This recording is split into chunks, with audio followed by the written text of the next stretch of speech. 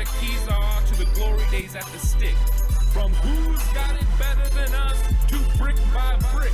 It's always the 49ers way, from off-season to game day. Yeah, we talk back. It's the 49ers Cutback.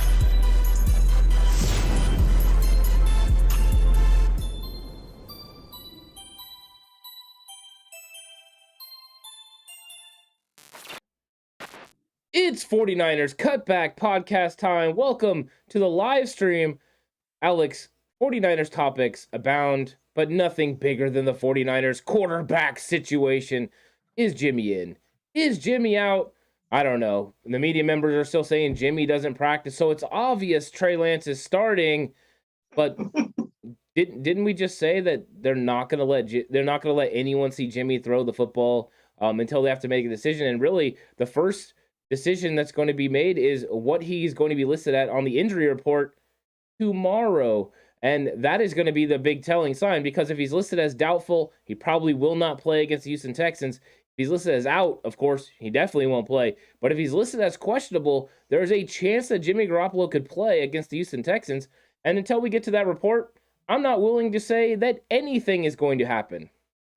Bro, you and I both know he's going to be questionable in that report tomorrow. He's not going to be anything else other than questionable. There's no way at all whatsoever that he's not going to be questionable. You don't think they'll just list him as out and they'll just move forward with Trey Lance as the starting quarterback? I mean, from a strategy perspective, no. From a strategy perspective, right? It makes sense for him to be questionable. I know David Lombardi had tweeted out, Jimmy Lombardi and a couple of other guys that tweeted out essentially that Jimmy was not even in, practice gear and was talking to team doctors during the media portion of practice. Did you expect him to be out on the sideline or out doing stuff? Dude, they talked, right? Kyle said, hey, listen, first part of practice open to the media. Hey, you're just going to be hanging out. You're just going to be chilling. In fact, you can probably talk to the doctor. You guys can work on some stuff, do some stuff, maybe some PT or something, over there, work on stuff. And we'll test some stuff later on when the media is no longer available and at practice, because you don't want the video coming out of Jimmy taking reps on the sideline, catching a football, holding a football. You don't want anything. The Texans need no information, and they don't need any help. They don't even need a push in the right direction. They need nothing. They get nothing. You deserve nothing. I'm sorry. You lose. Good day, sir, to the media and to the Texans. That's all you're getting. And you know what? I would expect nothing less from Kyle Shanahan. Absolutely nothing less. Yeah, 100%. Now, the one thing I did like, Alex, is there was a breakdown where several media members pointed out that he did have a wrap on his right thumb. I know you're shocked. He had a wrap on his right thumb. That was really breathtaking information. It was breakthrough that Jimmy Garoppolo has a wrap on his thumb.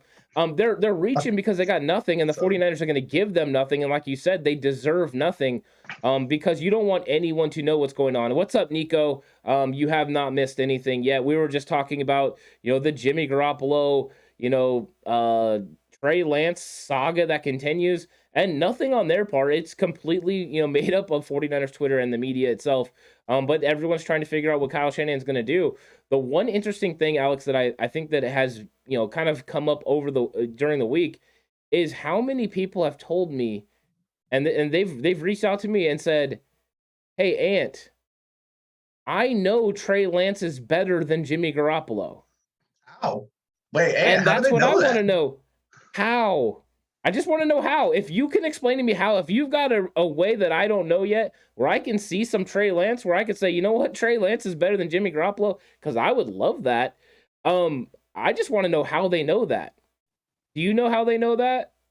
No, of course not. How could anyone possibly have an answer to this question? Right? That's like having the answers to why we exist in the universe. Nobody has that. You have everyone. Okay, well. Fair.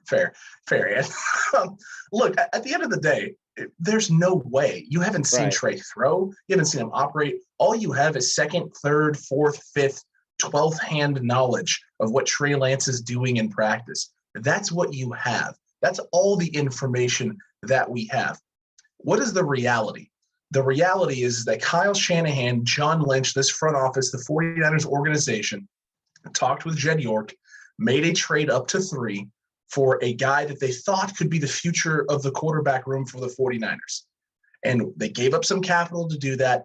And everyone got really excited because they thought that meant the future starts now, when in reality, if you were here on the 49ers Cutback from the day they made the move, it was, barring this being Zach Wilson or Trevor Lawrence, this is most likely going to be a guy that's going to sit this year.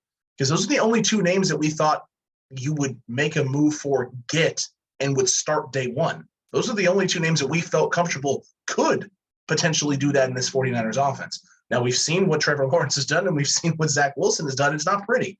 That hasn't been pretty. So hindsight being 20/20, Ant, we may have been a little off or a little wrong on those, but then again, those guys are playing in very terrible situations, and if you put them in a different situation, maybe things are different.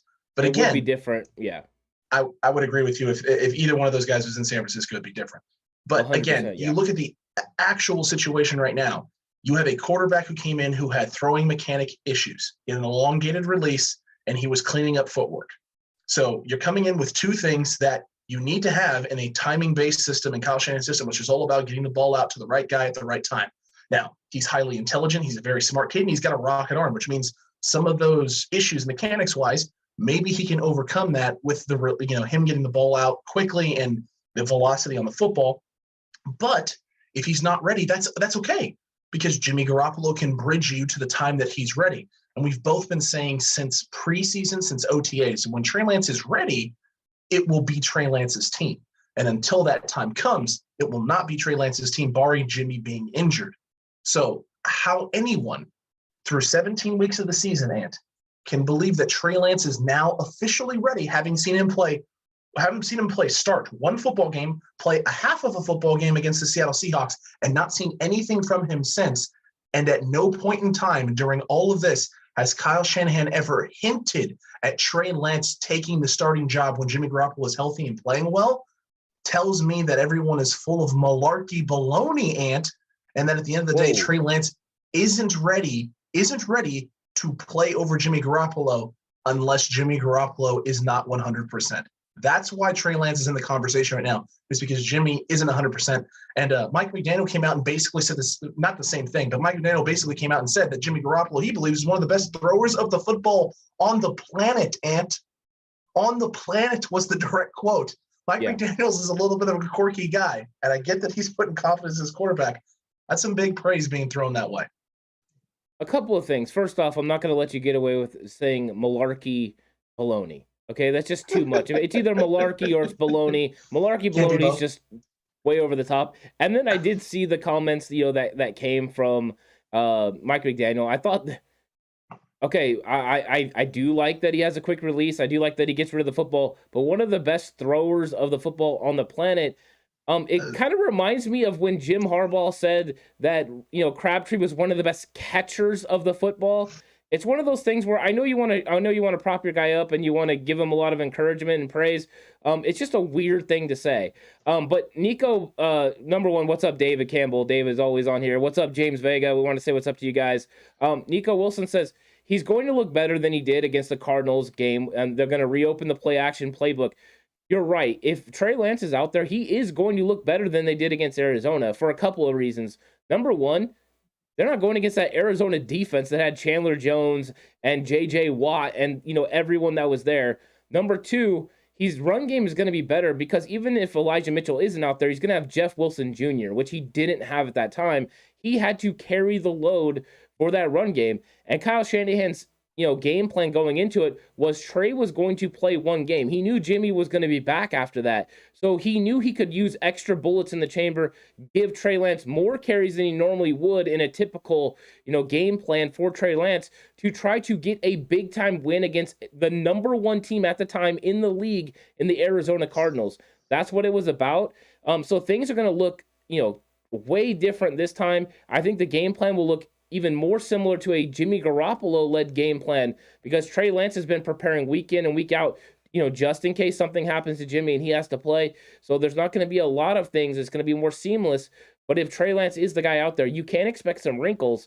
But what you can really expect is to see the 49ers offense ran by a quarterback that has learned for 17 weeks. And yes, there will be improvement from what we saw against Arizona. That's a guarantee. The game plan will be better than what we saw against Arizona because a different team that you're going against, and the run game is going to work excellent against the Houston Texans. They cannot stop it without adding an 8th guy into the box. We know this. So yeah, it's going to look tremendously different, and Trey Lance is going to be put in opportunities to be successful if he's the guy that's been called upon. And I'm always going to keep saying that because I don't know yet. And until I know, I'm not going to make a firm decision on who it's going to be. Let me just say this. I'm going to stay consistent. If Trey Lance is a better option than Jimmy Garoppolo because Jimmy Garoppolo's thumb can't get it done, then Trey Lance should be the starting quarterback on Sunday. And that's that. And if Jimmy Garoppolo, Kyle Shanahan feels is still a better option than Trey Lance with the thumb, then it should be Jimmy Garoppolo because it's about winning this football game. It's about getting to the playoffs. It's not about feelings. It's not about development. It's about 2021 playoffs and your potential there. You've had a team that has fought for a long time, and they deserve that opportunity. Look, man, this is a polarizing situation, and everyone wants to be tribal. Natural instincts for humanity is to become tribal in certain situations. And, the quarterback room for the 49ers has become a tribal issue, and it has not become a, matter of reason and necessarily, best possible thing for the 49ers. It has become, do you support Trey or do you support Jimmy? And if you don't support Trey, and what that means, it doesn't mean, thinking that Trey Lance is going to be the future of the 49ers at the quarterback position, maybe has easily the ceiling and the possibility of becoming one of the best quarterbacks in the league. And if you don't believe that Trey should just be starting right now, right away, and just be playing, and you think that it's okay for Jimmy to be out on the football field, then you're not truly supporting Trey Lance. This whole conversation has divulged into just nonsensical tribal sides and fighting and bickering over nonsense. We haven't really indulged or engaged in it. And it's been funny because we've been labeled as Jimmy stands or Trey stands, depending on the day and the tribal side, that is taking the stance, right? If it's the Jimmy people who are pro-Jimmy and anti-Trey because they think Jimmy should be the quarterback going forward long term, or whether it's the Trey stands and the guys who are all Trey Lance all the time, even if there's nothing really that says, hey, he should be the guy right now. We've been consistent on this. We're going to continue to be consistent. I don't care who it is. It doesn't matter to me who the quarterback is. What matters is winning football games. I believe Kyle Shanahan knows what that is, like what he needs from his quarterback in order for that to be the case. So at the end of the day, if it's Trey Lance this Sunday, then great. Let's get it done. Let's see Trey. And if it's not Trey Lance, and it's oh God, what did I just miss here? David Campbell. You gotta see David Campbell's comment. They need to all get tribal tats on their arms. Where's Luke? For real, Luke Luna needs to hook up the Trey Lance and the Jimmy sides, right? And just we need to come up with a Trey and a Jimmy tat, and we just need to start pushing that out to the fan base so they can pick their tribe and choose their side. Which side of the faithful are you on? Are you on the Jimmy side or are you on the Trey side? It's like light, dark, and it's nonsensical. Light side and dark side. A lot of people view Trey as the light side, the savior coming in to save the franchise, and Jimmy Garoppolo as the anchor that's weighing it down. It's so incredibly frustrating. We got to a point probably before week 1, about 3 weeks into training camp, we're just like, dude, we're so done with this. I'm tired of hearing about this. It's going to be who it's going to be. Can we all just let that happen and find out what it is? But look, Jimmy, this is going to drag out till Sunday, so buckle in. Cutback crew, faithful, buckle in. You're not going to know anything until Sunday right before kickoff. An hour or two maybe before kickoff is when something will be announced. And I'm looking forward to hearing who it will be.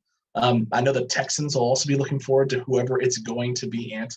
But, Jimmy not doing stuff when the media is out there at all whatsoever. Some people are going to say, well, Kyle's protecting him or Kyle's hiding him. It's normal. This is standard. There's really nothing to this. There really isn't. And I think Mike McDaniels is playing. I think they're all playing, a version of 4D chess right now with this whole situation. Jimmy talking to a team doctor while the media is there. He's not going to go out and do anything or be dressed when the media is present. Mike McDaniels calling him the best thrower of the football. I mean, one of the best throwers on the planet of the football. Aaron Rodgers is on line one and has a big problem with this. He's very upset that he would put them in the same category. Oh yeah, I don't know exactly how Aaron Rodgers feels about this, but I'll say this: I have not seen a fan base this divided since the Twilight Saga. You just didn't know, were you team Jacob? Were you team? I mean, that's really what it comes down to, right? I think this is where we're at. Edward? I think it was Edward was the other one. It's Edward, yeah. It's a big decision, and then you got the Jimmy and you got the Trey. I think this is where we're at. But I think that another thing that was interesting, and I had commented to some people in the comment section, was some of the comments that are coming from like Takeo Spikes and Dante Whitner. Takeo Spikes and Dante Whitner, who are on the NBC Bay Area, post-game, pre-game shows. They often give a lot of content, and they have been highly critical of Jimmy Garoppolo all season. However, both went on KNBR this week and said that Jimmy Garoppolo gives the 49ers the best chance to win. I thought that was interesting coming from them. And then also Dante Whitner going out and saying he believes this is a smokescreen, that not only is Jimmy Garoppolo going to start on Sunday, but Jimmy Garoppolo is going to play well on Sunday. And Takeo Spikes going on Twitter when the spoof account Crant Gone was going at him and said he belonged in a blue tent for his take, which I thought was hilarious, by the way. Well done, Crant Gone. But Takeo Spikes responded to him with, Jimmy had won 8 games, or Jimmy's, I just thought it was very interesting that they took, that, I guess, stance, because I didn't expect it to come from them. I kind of expected them to be more like, well, if Jimmy's not ready to go, Trey will be the guy and Trey will get it done. But they were firmly entrenched with Jimmy's the guy. Jimmy's going to be the one that they need in the playoffs. It's too hard to say, man. It really is too hard to say.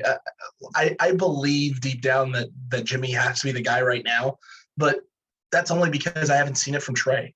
Like, everything we're working off with Trey Lance right now is ifs and buts. Like, what if scenarios, how much has he developed? What if, right, he's figured this out? What if, and he's cleaned up the release and the delivery? What if the footwork is consistent and solid?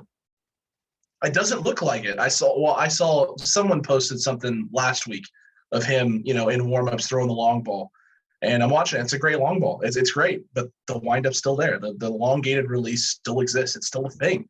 You can't fix it until the offseason. That's what I'm thinking as well. It's not going to be compact until then, and he has time to fully work on it with his wideouts and his training staff and all that fun stuff, and with his coaching staff with Scangarello. I would imagine he's going to spend some time with them as well. But look, I think until those things are fully cleaned, we can't ever see the best version of Trey Lance as a passer, because those things will always play a role in some way, shape, or form. Now, granted, there are always ways to get around this. There are quarterbacks who have limitations in terms of their footwork and throwing motions and things of that nature. Cam Newton was one of those guys who had limitations and won an MVP, took his team to a Super Bowl as well. So you can always get around those things. But it's about figuring it out, right? It's about figuring out the way you need to play, how you need to get rid of the football, your anticipation level, when you can get rid of the ball, when you can start your throw, to get these balls into the windows and the coverages and get the ball to the guys in space when you need to get them. That takes time. And part of that time is understanding, when windows open up and when they don't.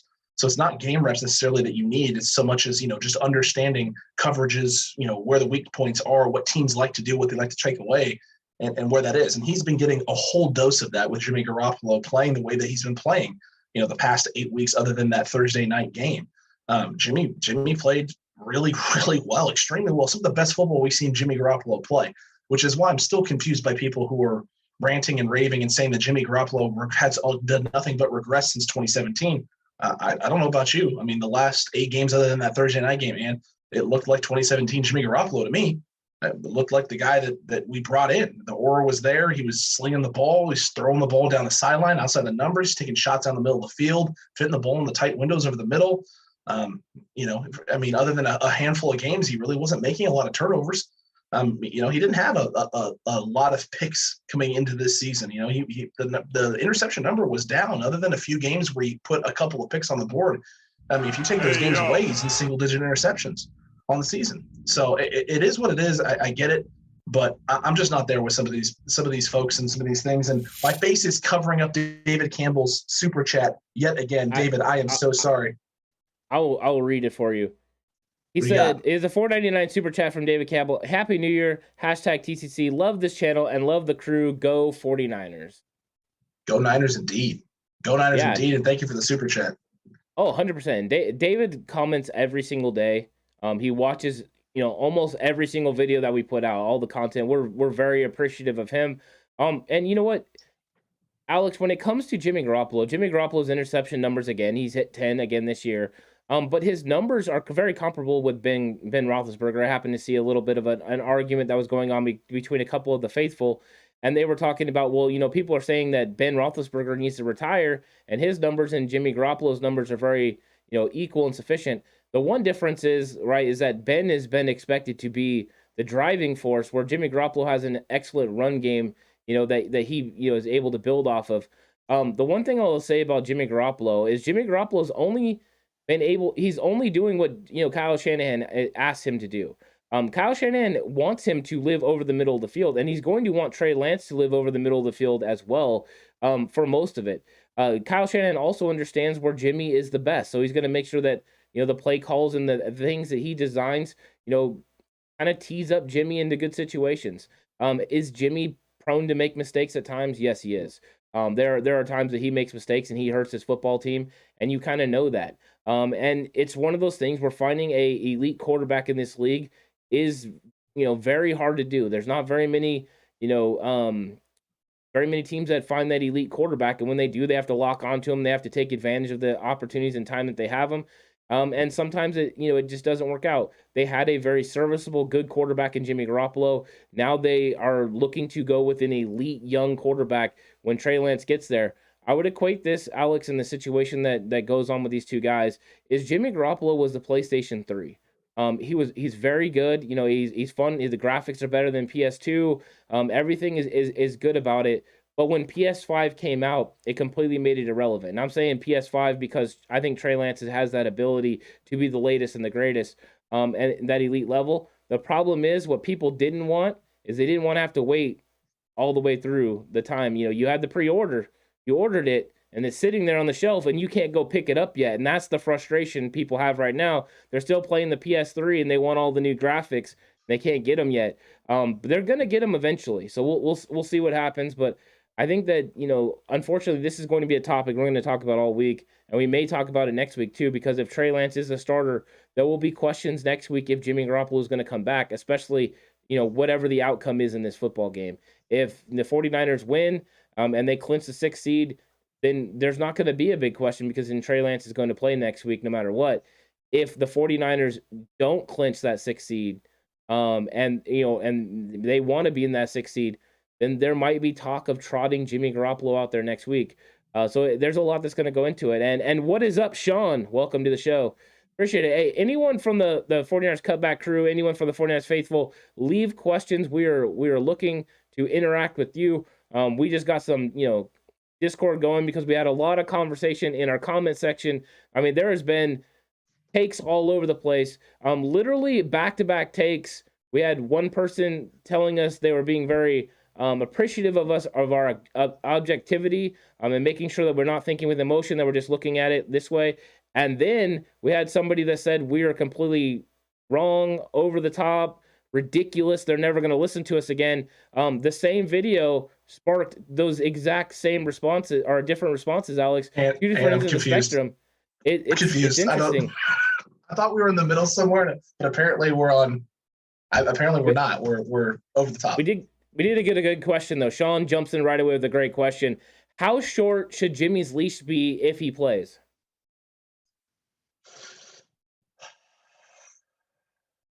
You're thinking about this one. I am, because there has to be a leash, right? You have to have one in place because you have to have a safe. There has to be a safety net. You can't just roll it if he's not healthy. I would imagine it's one critical turnover in a bad spot that puts the Niners in a bad spot. I would imagine a turnover in the red zone or a turnover in short field position, right? One of those situations. If it's Jimmy taking a deep shot down the field from like his own 30, 35 that they pick off at the 30 on the other side of the field, I would say that's not, especially if it's like a third down or something, that's just a long punt interception, right? So especially if it doesn't get a return. Those suck, but that's not a backbreaker because you're either getting something or maybe you weren't based on the play call.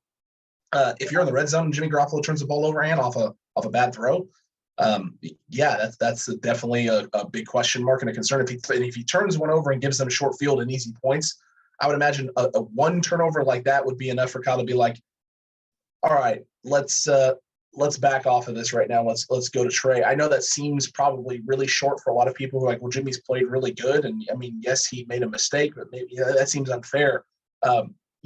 Depending on the score of the game, if it's early in a football game, if it's a mistake like that in a situation that either costs you points or gives another team points, Kyle's got to be sitting there going, Trey can't do any worse than that, right? If Jimmy if he's erratic early, yeah, he may settle down later, but maybe he needs a moment right now to catch a breath. And let's go with Trey, because Trey can't do any worse than that, you would think. And you give the young guy a chance, just to settle Jimmy's nerves, number one, but number two, see if he gives you the better option, because there's always a chance, right, that Jimmy's healthy. They know he's healthy, but even Kyle's not sure which guy gives him the better option, a limited Jimmy Garoppolo with an injury to his throwing hand, or a young Trey Lance with all the potential, and the sky's the limit, who's still coming into his own. I'm gonna keep this short because I want to get to some of the other comments and questions that have been going on. I think he's one turnover, so one bad interception or 2 3-and-outs away. I think those are the situations that I think he gets pulled out. I think there will be a short leash. This is a must-win football game for the 49ers. They don't want to go into the Los Angeles Rams with an opportunity, to lose and miss the playoffs. But right here, Google account says, all the quarterback noise is smoke screens to start Nate Huddy Suddy.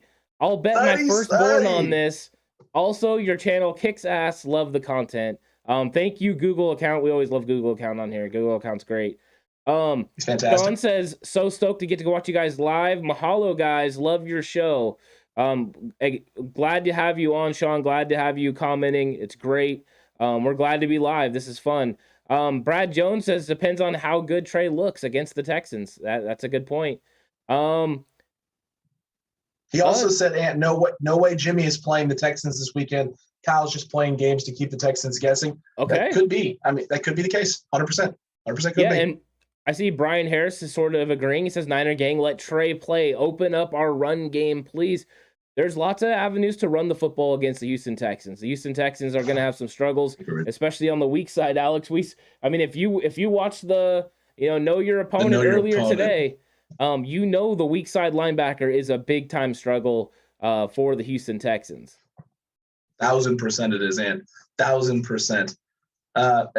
David, depends on if it is obvious that injury is the issue. Could be 100%. Tio, Jimmy plays. What does this say about Kyle being a supposed QB developer for Trey? It means that Trey's issues are not system issues; they're mechanical, right? It's the issues that are preventing him from being able to take the next step are flaws in mechanics, which are very, very hard to fix mid-season. You think that's what it is? Those in the offseason. You think if he doesn't play, you think that is the reason why, that it's mechanics and it's not the way he's able to use the offense, the way that Kyle Shanahan wants him to use it? I think he's too smart for it to be that issue. I think his issue would just be the timing's off, and the timing would be off because there's such a drastic difference between Jimmy and Trey. I don't know, because the velocity on the football, though, is going to make up for some of that. It's going to make up for some of it, right? But I also think that the velocity also makes things harder to catch. And the harder that football is coming at you, the harder it is to bring it in and secure it. So, there's trade-offs all over the board. And the only thing I can think is, based on what I know about Trey Lance, which is a highly intelligent kid who, after a year sitting behind Carson Wentz at North Dakota State, came in and wasn't just running the offense, but was responsible for line calls, checking in and out of plays, getting them, into the right formations, into the right sets, getting them out of bad play calls and things of that nature. I truly don't believe that this kid can't figure out the offense. He can't figure out what to do with the offense. I don't believe that. There's no part of me that believes he's not going to be able to figure that out. I think he was one of the smarter quarterbacks coming out of the draft. I think that's why Kyle fell in love with him to begin with in the first place. Yeah. I think if there are issues, the issues are timing within the offense, being able to get the ball where it needs to get. And I think a lot of that is his mechanics. It's been my hiccup with him since day one. And until I see it not be a problem, it's going to continue to be. I am caught up on Trey Lance's mechanical issues, his flaws, this elongated release. And it's funny, having this conversation with you about this and the Cutback group about this, because I still hear people breaking down film with Trey Lance and talking about how quick he gets the ball out. And I'm like, what are you watching on film? Because there is nothing quick about his release at all whatsoever. Well, even John Lynch said so. He said that they're still working on, shortening his release and him getting the ball out quicker. I think my biggest question with Trey Lance has less to do with his athletic skills, because I think he can basically go out there and play the game the way that his motion is and everything right now and do enough. I've seen a Colin Kaepernick be able to do that. The question for me has been, is he going to be able to see the open receivers that he missed against Arizona? Because one thing that frustrates Kyle more than anything is a quarterback that doesn't get the ball to the guy he wants it to go to. And if Trey Lance can't consistently get the ball to the guy he wants to, that would be the only reason I would think he wouldn't be on the field, because as physical skills-wise, he's more physically talented than Jimmy Garoppolo could ever dream to be. He's just got more physical gifts than almost any quarterback in this league. There's only a few that are, even in his realm of possibilities. He's special that way. You're right. He's very intelligent. But because you understand something doesn't mean you can regurgitate it. It doesn't mean you can actually go out and make your body do it, make your eyes see it. That is completely different. It's different from being, book smart and then going out and actually making those things happen. So I am curious, but I don't think it goes against what Kyle Shanahan's doing development-wise, because I think what he planned on doing was developing him the entire season and the entire 2022 offseason. He's going to have 2 off seasons and a full season to develop Trey Lance. That's why they went to Jed York and said, hey, bring back Jimmy Garoppolo. They knew they had a win-now team, and they had a quarterback that needed to develop along the way. And I think that's what they're working towards. So the development issues for Trey are going to be fixed, not only during the season, which they have already, but also during this offseason, where Kyle gets another full offseason to work with Trey Lance. This time, Trey getting all the first-team reps and being the guy to take the helm. But I know there's a lot of questions. I don't want to go too far on this, but I that's what I honestly think. I think it'll be more to do with his being able to process what Kyle Shanahan wants him to do as far as implementation than actual physical traits holding him back. Okay, I like that. So this is what I mean. This is what's so great about what we try and do here is you and I are looking at the same issue in Trey Lance and coming up with the different reasons why behind why he may not be where he's supposed to be, and both of them are extremely valid and have some water. I would imagine there's probably a little bit of both playing a role in what's actually going on, but the long-term effects of what is actually plaguing and happening right now with Trey Lance is going to come to fruition here sooner rather than later. We're all going to find that out. I did like David Campbell earlier, and Google account greater than Marketing Pro. Agreed, David. Oh yeah, I love Agreed that. 100%. Google account said, regardless of who plays, Texans are getting run on. Any news on Dante Johnson coming back? I know he's been available, but I don't know what his status actually is. But there is some interesting stuff around Drake. He has been suited. But there are some interesting news around Drake Greenlaw, who was back in a limited capacity of practice today, as well as apparently Mohamed Sanu and Emmanuel Mosley getting in a limited practice today. Folks, Mohamed Sanu's sighting is officially confirmed. He was on a side field doing stuff today at practice. So potentially getting some guys back. I can't wait for tomorrow when they ask Kyle Shanahan about this, or whatever it is the next time I talk to Kyle Shanahan before this game. And Kyle Shanahan says he has an outside chance to play Sunday, which means he's not playing. Yeah, I think they're trying to get Mohamed Sanu, starting to get him some work. They might need him against the Rams, but, they definitely would need him in the playoffs. Right now, they don't really have a fourth wide receiver that you can count on. It's been River Craycraft or Travis Benjamin. And besides sending Travis Benjamin on deep vertical routes, he hasn't added a lot in the run game, especially where Mohamed Sanu is a pretty good blocker and also a very good possession receiver. So it's a little bit of a different animal with using those guys, but that's good news that we're starting to get some limited practice from Trey Greenlaw, Mohamed Sanu, Emmanuel Mosley, all those guys pushing towards Week 18, but more than likely the wild card round where we get them back and we get stronger and better than ever. Hopefully the 49ers get it done this week against the Houston Texans, so we can get those guys back. And the fact that Maurice Hurst never made it to IR means that there's a potential chance that he could be coming back here in the next couple weeks as well, which would definitely benefit the interior defensive line. Hugely benefited. And Brad Jones asked a little bit earlier too. I know it's not much to go off of, but have you seen some of the videos of Trey's warm-ups, his warm-up videos? And I have. And there's some things to take away. Number one, he throws an incredible ball. He really does throw an incredible football, and especially deep downfield along the sidelines. and he's one of the best deep ball throwers. We've been saying this, and we will continue to say this until Trey Lance is no longer throwing nice, beautiful passes deep downfield. But the windup is there. I mean, that's what I've gotten from it. The elongated release still exists. He still brings that ball around in space. It's not tight, compact. It's not up to his release point and then getting rid of it and firing it like we see out of Jimmy Garoppolo, like you see out of guys like Mac Jones, which is shocking. And we've been saying this forever as well on this channel. Mac Jones was the most ready to play of all the quarterbacks. He was the guy who had the quick release, played in the most pro-style offense in which he had to make quick decisions and get rid of the ball fast, which he was going to need to do as a rookie in the NFL level. And that has been true all season long. He is the most ready of all of the rookie quarterbacks that came out. However, we've seen his limitations. Wind coming into factor against the Buffalo Bills. Didn't throw the ball more than twice the whole game. I think he threw 3 official passes, completed 1 incomplete. It was 3, yeah.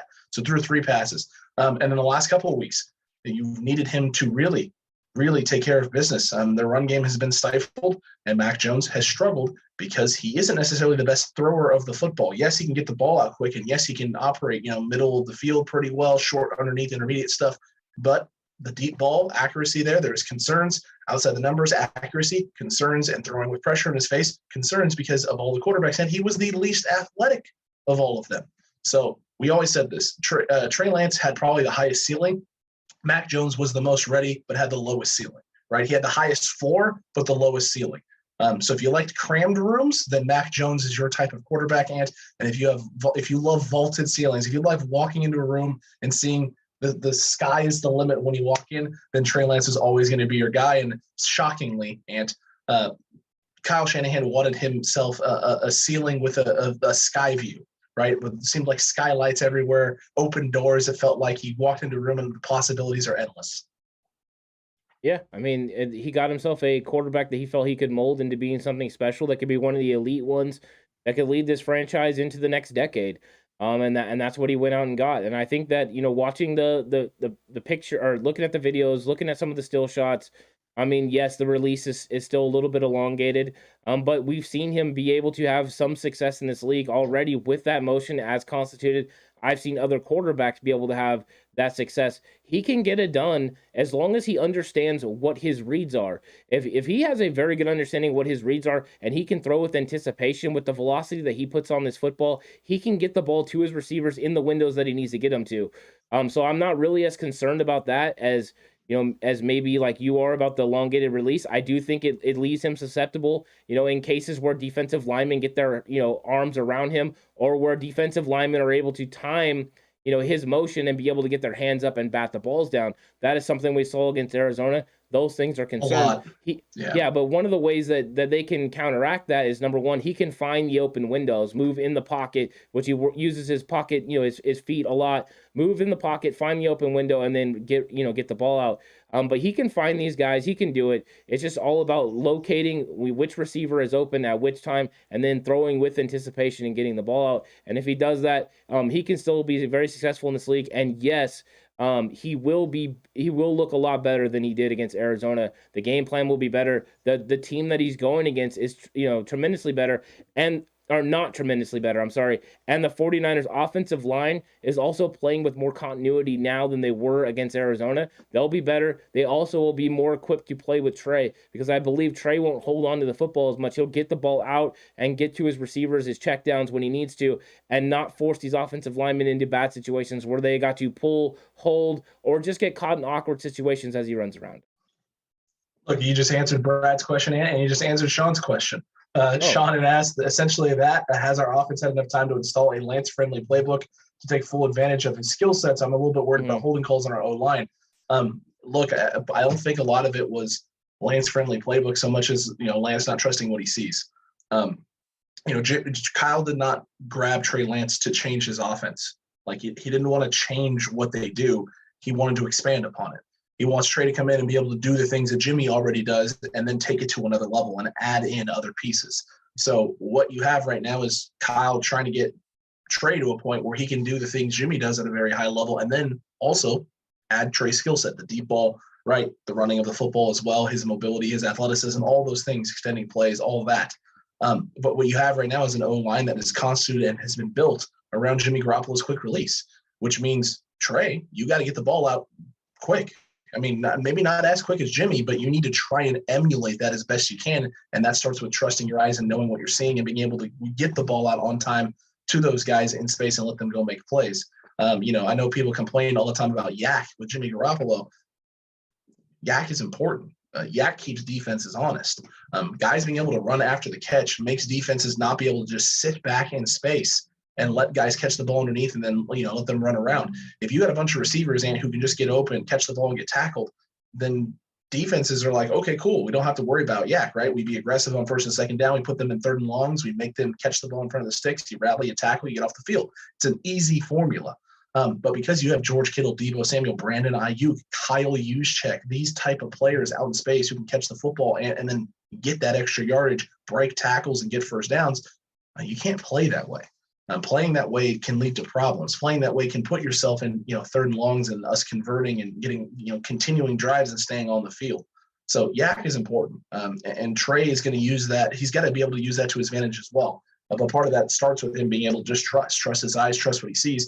And that's part of the growth process for a young quarterback is understanding what you're seeing and then being able to go out there and, get rid of the ball when you need to get rid of it, know where to go with the football based on what you're seeing, and not being confused by disguised coverages because teams against young quarterbacks are going to do that. They're going to try and give you things that you've never seen before because if they give you things you've never seen before, there is a chance you're going to make an error. Okay, let's get into some of these comments. I can't see the name on this one, but they said put Jimmy in on special teams. They need the help. Carm Beer with put Jimmy G on special teams. They need the help. Look, the special teams. Hey, it's gonna be. I don't want to say it, but I have a feeling it's not going to be another great special teams Sunday this week, just because you have fouls and Harris. They're going to be starting. You want to bet? Oh, we want to bet on this. Okay, what are we betting? I have this weird feeling that this special teams is going to play its best game of the season. Okay. All right. Hey, I want you to be right. So I hope this is the case. I really hope this is the case. Our track record would indicate otherwise because anytime Marcel Harris and Demetrius Flanagan fouls are not playing special teams, it doesn't go that way. But was Mark and Zocha on those teams? Hey, I forgot about Mark and Zocha. Welcome back to the 49ers, my guy. Juan P. He needs to slide or go over the top next goal line attempt. I think he's talking about Trey Lance. Yeah, he's talking about him not taking on Isaiah Simmons and somebody else, dead to rights. I forget who. I think it was Marco Wilson. It was another linebacker. No. It couldn't be Marco Wilson. He would have trucked Marco Wilson. I agree. He would have absolutely trucked Marco Wilson. No, that dude gets hurt hitting the ground. No, I think that he learned from that situation. Really, what he should have done was run up almost to the line of scrimmage, and then he had an opportunity to pass for a touchdown. But I think Trey Lance had to learn his limitations, and I'm okay with that. He learned that you can't just run over everyone in the league, and that was a good sign. If it would have just been him and Isaiah Simmons, he would have ran doggies into the end zone, and the trail would have led right over Isaiah Simmons' behind because he would have trucked him. But he got hit by two guys squarely at the same time, and that's really what stopped it. 100%. I know Juan P said Wishnowsky is out. I haven't seen anything that officially confirms him out. No, it's not. No, he's in the protocols, but no, he has not been deemed officially out. I'm guessing we'll have some sort of an update, on the injury list tomorrow. Well, and I know too with Wishnowsky, it's the rules changed once. I don't know if you knew that or not, but the rules changed in the NFL now. If you're asymptomatic, you just need 5 days. And since Wishnowsky was put on the list on Monday, and from all reports, he's been asymptomatic, they're thinking so long as he's asymptomatic and tests negative Friday or Saturday, he's essentially going to be activated and good to go Sunday. So we'll see what happens in that regard, in that aspect, in regards to Mitch Wishnowsky. That'll be a very interesting one. Juan also asked, how far can you all see the Niners getting in the playoffs with Lance? It really depends. It depends on where his development is, what he's doing. I really can't say that. I can't say anything about that with certainty because I haven't seen Trey Lance since that Cardinals game. Based on the Cardinals game, and if we're going based off just that, what we've seen against the Cardinals, if no development has taken place, I would imagine it's not going to be very far. I don't think it would be very far because in the playoffs, you're going to have teams that are going to take away Trey's strengths and make him try and do the things that the Cardinals tried to make him do, which is operate over the middle of the field, find his checkdowns, find the open guys in space, and get rid of the football. So yeah, I would imagine if he hasn't developed a whole lot, you don't expect a whole lot more than maybe a 1 win and done in the playoffs. If even that, but we haven't seen Trey play. We don't know. We don't know where his development is. I don't know what his understanding of the offense is at. I don't know any of that. And so until I can see it with my eyes, it's a crapshoot at best. Yeah, I mean, I think you're right. I think it does. The one thing I will say, I did see a comment I wanted to talk about. Sean was talking about, I'm a simple O-line coach, but I really, really love the way we run our wham plays. They feel like Trey can exponentially expand that one play dangerous. And you're right, the wham plays, the way that they're able to use the fullback to kick out, defensive linemen. They've even used George Kittle in the same situation, has been a good situation for the 49ers.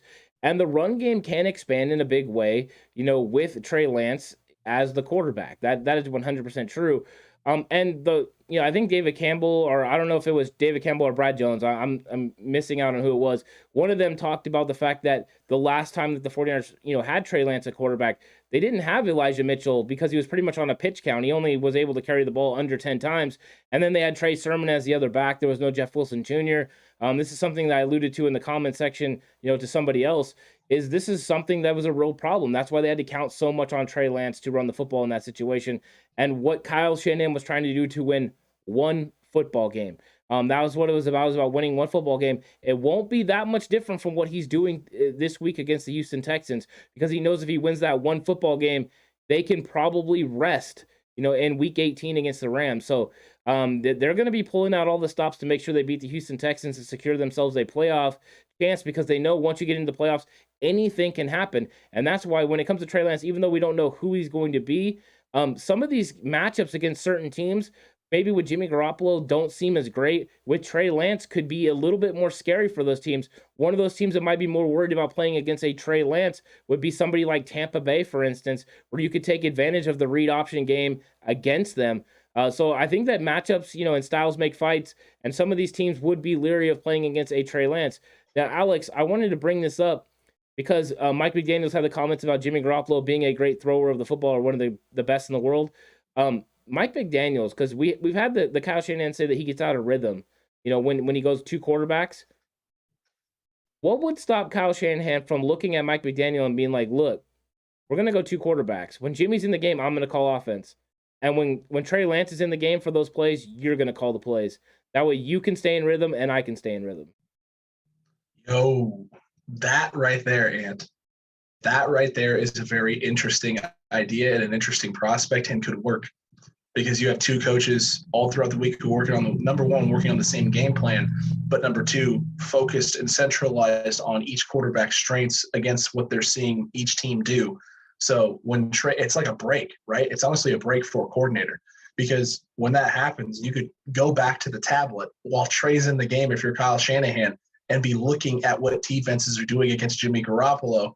And all the while, Mike McDaniel needing some guidance, has hey, I'm seeing this. What are you thinking? I'm thinking this, but go with your gut, whatever it is. You can bounce ideas off of each other, but you have two coaches focused on essentially what could be two game plans, right? Because if the Texans are, in fact, prepared for both quarterbacks, they're going to have two game plans in place. They're going to have two different ways they want to cover, two different ways they want to disguise, two different ways they want to attack. And yes, there's going to be some blending and some crossover, because the more blending and crossover you can do, Ant, with both guys, then the less prep work you're actually doing.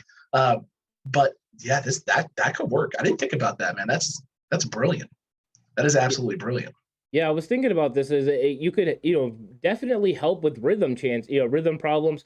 We know Mike McDaniel is very trusted by Kyle Shanahan, and he's very, in depth in the run game. And that's something that Trey Lance is going to be more equipped to handle, especially in his young career.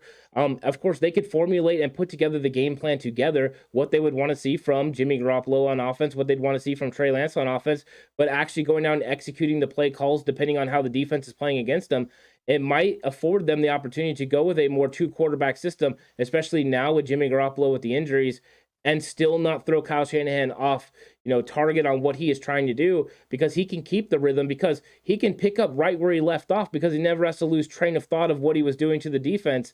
So when that defense goes back out there, he's not missing a beat. He can get right back on it. 100%, and I love that. I absolutely do. I think that would be absolutely great.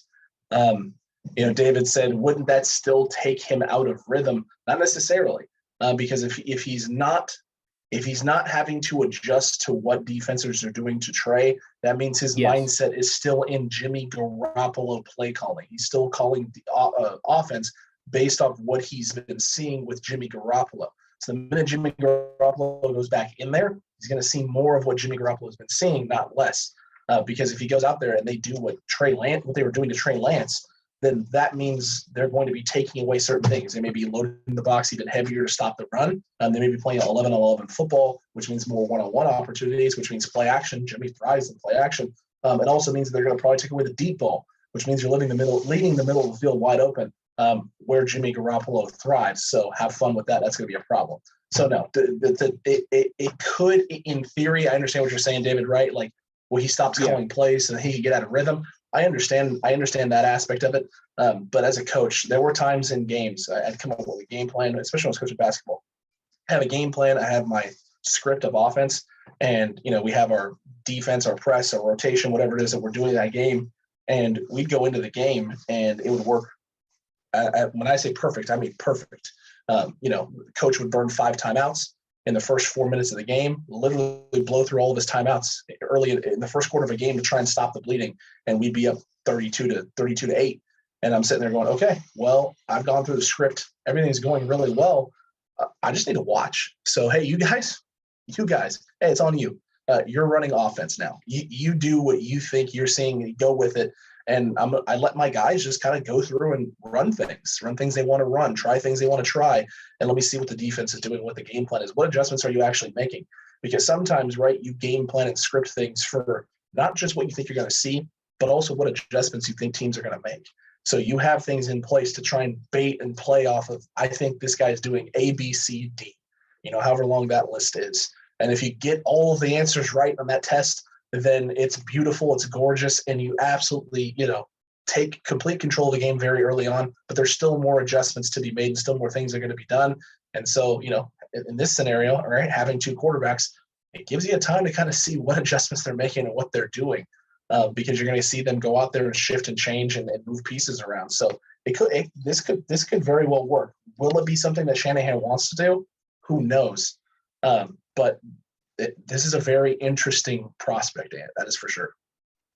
Yeah, I think, another thing that we got to take into account is it's really not much different, Alex, than if you were going through a 2-minute, timeout, or if you're going through a quarter break. There are these or even a change in a series, right? You're going to have these moments where things are just going to go away, and then you're going to come back. If he doesn't have to lose train of thought of what he was planning or what he was going to next, and he can continually think about what he's going to do to attack next, then it makes sense. Right now, what the problem is, he's having to completely flip the mode to, this is what I need to do with Trey, and then try to flip back to this is what I have to do with Jimmy, and the defense has changed, and it just throws him off. It's understandable as, play callers, you understand and I understand. But let's get back into some of this. I know some people are saying something. I know one thing that I seen was the Deebo Samuel. Deebo Samuel's going to put senior, he plans to put senior because he just had the birth of his son. Congratulations to Deebo Samuel. I think that is going to be cool to see, Deebo have Samuel Jr. on his jersey. That was cool. And then hello everyone that has been jumping in, David and Gary and everybody, welcome. And then Sean said, and we have so many weapons getting healthy, and the excitement of possibly getting Lance in. It's very interesting time to be a Niner fan, and I think that is true. I think that is a very interesting time. Yeah, it doesn't get more interesting than right now. He also said, brother, you guys should do live shows all the time. You're both awesome. We cannot thank you enough for that, Sean. We're expanding, right? Year 1, there was no live shows. There was nothing live in season 1. And then we went from season 1, no live, to, 1 live early on in the year. We were just doing 1 live stream a week, and now we're up to a point where we're doing 2 and able to still do the 2 and pump out all the extra content. So, we're still in the infancy stage of this channel, of this show, of this podcast. And I feel, you and I both feel it's going well. We're getting better with all of this. And I'll tell you what makes it easier, and having the Cutback crew as involved as they are, commenting like they are, bringing ideas to the forefront of the table for us to discuss and for all of us to engage in. That makes it way easier. I can tell you that right now. Oh, 100%. There are absolute great comments every single day in our comment section. People with some very keen insight and people that have seen football in different aspects, whether that's being a coach or just being an observer, or just being a player. A lot of people have seen it in different ways, and then they come with a very interesting take on it. And sometimes it's a different angle than what you're doing. It doesn't make it, wrong or right. It just makes it different. There's just like, Stovey just jumped in and said, I'm late, I'm here, but it's Lance time. And I think a lot of people are, believing that it is Lance time, and it definitely could be. When people were saying in the comment section, it's Lance time, it certainly could be Lance time. Until Kyle Shanahan says, though, that it is Lance time, I'm just not going to go with it, because I don't want, number one, I don't want to go over to that, all the way over. And I also don't want to, get on board and then all of a sudden him turn around and say, no, it's going to be Jimmy Garoppolo. I'm just going to take the wait and see approach. And whenever he decides, that's when I'm going to show the necessary excitement. If it's Trey Lance, I'll be excited. If it's Jimmy Garoppolo, I'll be honest, Alex, I'm going to have some tempered excitement, because I'm going to be worried that he's going to make mistakes, because I really want the 49ers to be able to win this football game. I just want to win, man. That's all I care about, is a win. Yeah.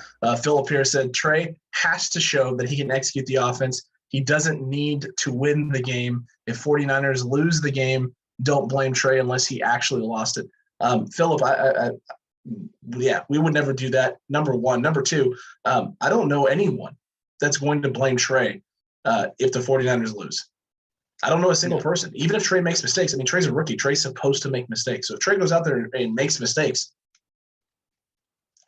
did you expect him to play perfect? I know I didn't. I know his first start, I didn't.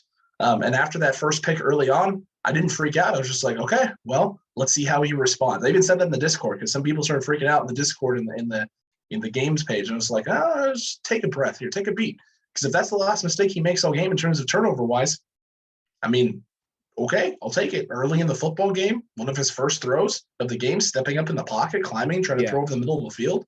If that's the only mistake he makes in terms of turnover, I'd say, unless he completes 20% of his passes, he's going to have a pretty solid outing for his first start against the number one team in football at the time in the Arizona Cardinals. And he did. He went out and kept us in the football game, gave us a chance to win. We just didn't punch enough in when we had opportunities to, which was very un-49ers like up to that point, Ant, because we had been so effective and efficient in the red zone all season. That was one of the things that surprised us in terms of where he struggled, was because what have we seen all training camp and preseason from Trey Lance? Him freaking dialed in the red zone. The Niners getting into the red zone in training camp was basically points. That's what it felt like. It felt like Trey Lance was playing quarterback in the red zone. For Trey. Yes, for Trey, it was basically points. Jawan Jennings catching multiple touchdowns in practices, Brandon Ayuk catching touchdowns, George Kittle, Ross Dwelly, Charlie Warner catching touchdowns. Everybody was catching touchdowns. Oh, why am I blanking on this now? Austin Watkins was catching touchdowns and multiple touchdowns in training camp practices from Trey Lance. It was just, everyone was. They were just feasting.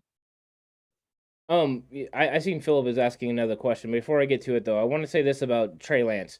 If he plays in this football game, nobody should get too high or too low about anything that happens. If Trey Lance absolutely struggles and the 49ers, aren't able to get the win, Trey Lance is a rookie. It doesn't mean he's going to be a terrible quarterback in the future. And if he goes out there and he plays like, his hair is burning off and he goes crazy, his hair's on fire and he tears it up, do not think that is also a precursor to what's going to happen the rest of the season. Let's just stay even keel about this. Let this guy build on his performances. If he has a great one, which I'm hoping he does if he plays, that he's able just to continue to build on that in Week 18 against the Los Angeles Rams. But the thing is just let's have tempered expectations for what he's going to do, and then just kind of stick with it. Agreed with you on that. I agree with you there. How long before he's a rookie wears off? I would say until he's midway through next year. Midway through next year is what I think. Yeah. Yeah, but I think by that point we're going to see a much better version of Trey Lance, and I don't think you're going to have a lot of those moments. 100%. To be honest with you. 100%, he's going to be better. Go ahead. No, I was just going to say is that Kyle Shanahan is going to need Trey Lance to play well next year, because a Trey Lance struggling in 2022 would mean a possible hot seat if the 49ers don't play well in 2022. Agreed with you there. And then Philip there, oh, gosh darn it. It just scrolled away from me, man. It just scrolled away from me. Let's see it here. If he gives up 2 turnovers in the first half, what then? Yeah, I think he's talking about Trey. If Trey gives up 2 turnovers in the first half, what then? Trey Lance is the quarterback. No, I know. Especially if Jimmy's not playing, then I mean Trey's the quarterback.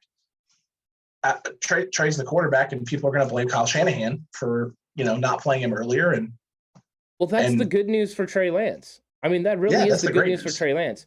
Because the narrative has shifted throughout the year that the Trey Lance not being on the field is on Kyle Shanahan. And so for Trey Lance, that's a good situation because he doesn't have to feel all that pressure. Even though he's going to put tremendous amounts of pressure on himself, at least he doesn't have to feel that from the media because the media is going to turn around and blame Kyle Shanahan. Kyle Shanahan can handle that pressure and handle that blame. So that is at least a good situation for Trey where he gets some time where they're going to blame someone else. They're not going to turn all the attention to him. His day will come if he doesn't play, over the moon, in sometime in 2022. But at least right now he's going to have some time. Correct. And Stovey said, what do you guys make of all the injury chaos during the week? For us here, it wasn't chaos because, I mean, when the report came out about Jimmy's thumb and people were like, it's a tear, and Kyle Shanahan was like, it's a sprain. We were both like, yeah, everyone's right because a sprain can be a tear. The only thing that was up in the air was whether or not there was any sort of fracture or chip. And it turns out, Anthony, it was a fleck. It was a fleck of bone. So technically, everyone's technically correct because if a piece of the bone comes off, you would typically call that a chip. I think I would be.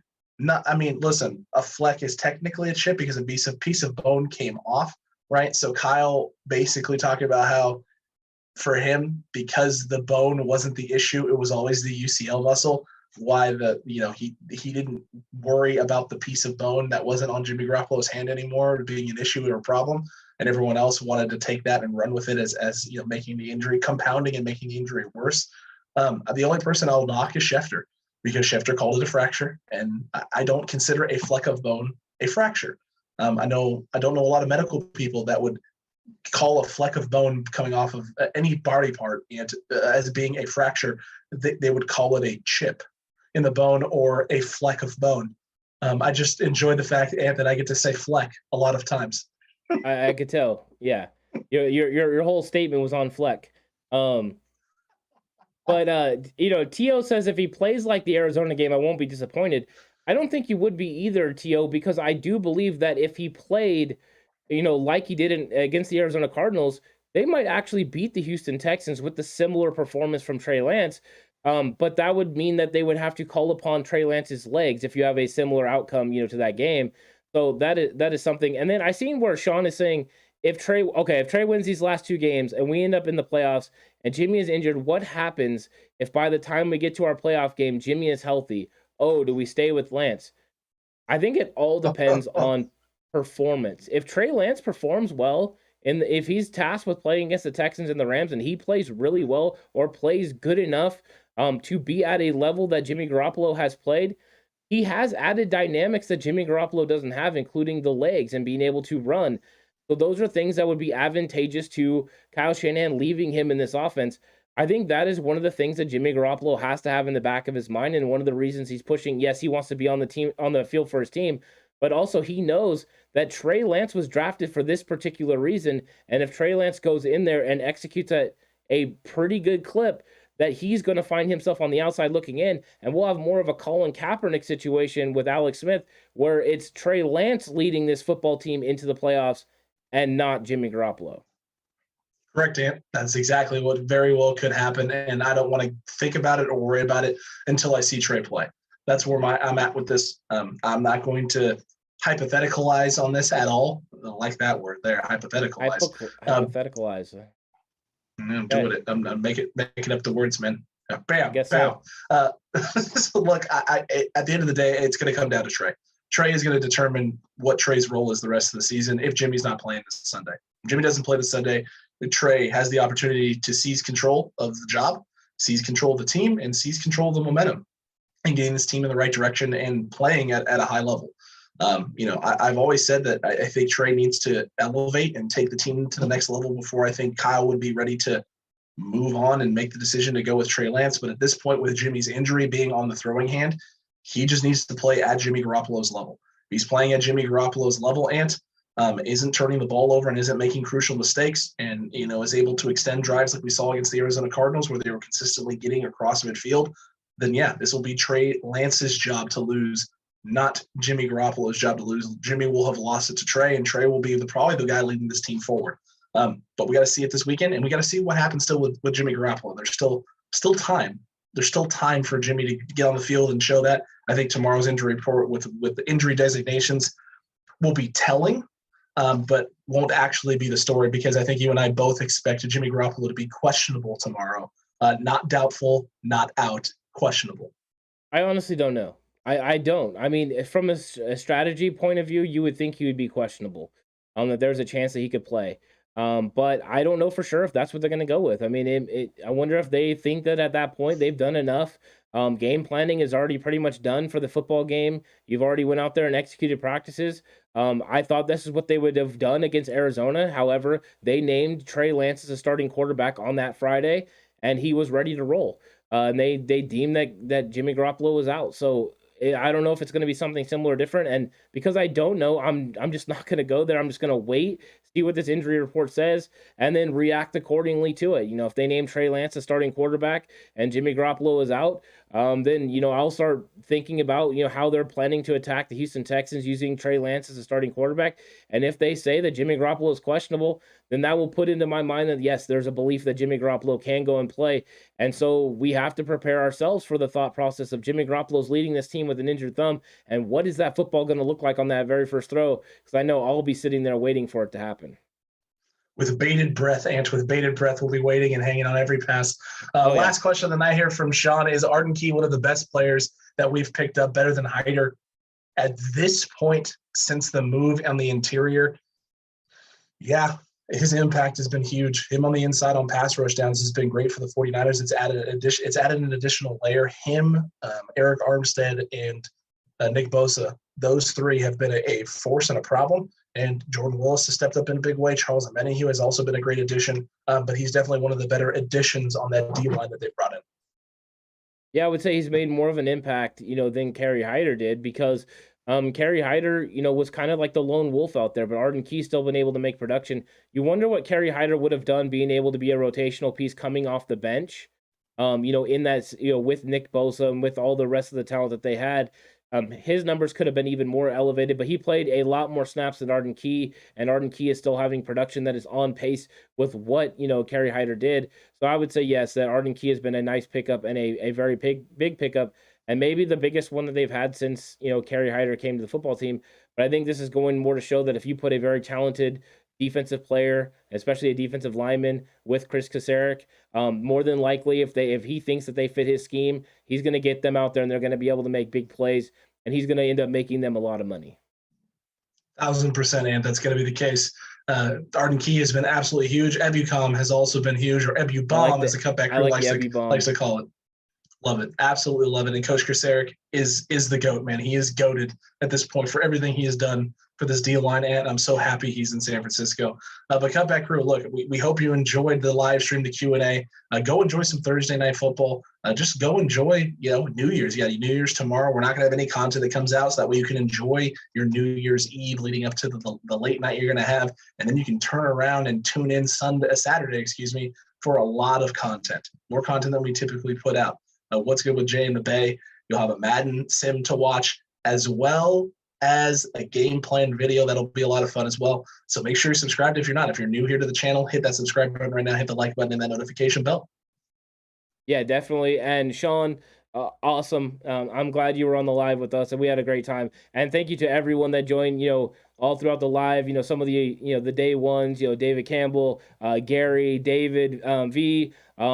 I think we almost had every single David come through today, and we really appreciate everyone. Stovey, thanks for coming through. Of course, T.O. with all the funny comments, Google account doing big things. I think I can't thank everyone, enough for coming through. It's a lot of fun. We always enjoy doing the live streams. We look forward to doing them, even more in the future. So, every time that we're on, jump on, leave some comments, have some fun. And that's what it's about. Let's talk some 49ers and let's have some laughs. That's what we're about here.